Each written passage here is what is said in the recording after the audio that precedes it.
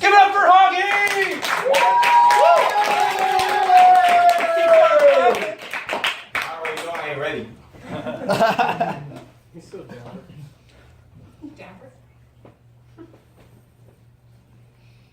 My scars are a roadmap of torture that the North Korean government claims does not exist.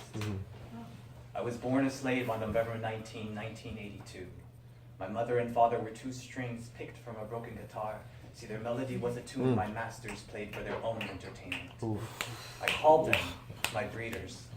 I've never known love or mercy, only obedience as a prisoner of sin. I was sentenced to 3 generations of punishment, found guilty by a devil I never even knew existed. The menu was always the same. A spoonful of corn porridge and salted cabbage. But during the summer, rats and field mice were plentiful, and the only time I felt happy was when I was full. See, their bones are soft and brittle like the spines they built in our backs. When I was 13, I overheard the sound of whispering. It sounded like rats, and I was always hungry. My mother, my brother, whispered of escape.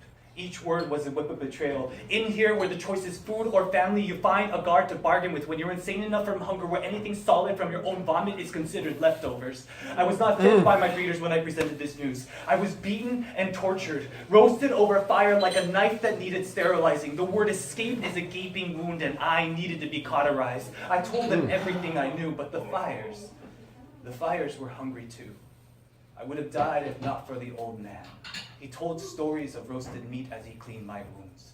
Each piece of skin sizzled off my body as the blood and pus gushed out of me, draining whatever hope I had left. But he told me I needed to survive.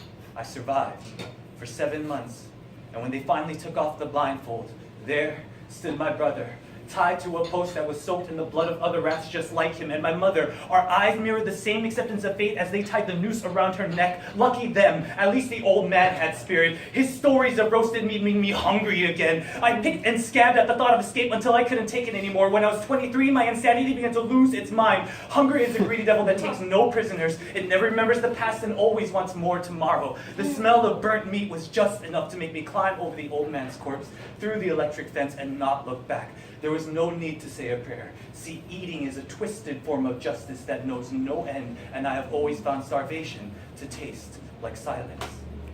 I escaped on the 2nd of January 2005, and to this day, I still think of freedom as roasted meat. 여러분들, 안녕하세요. 33살의 신동혁입니다.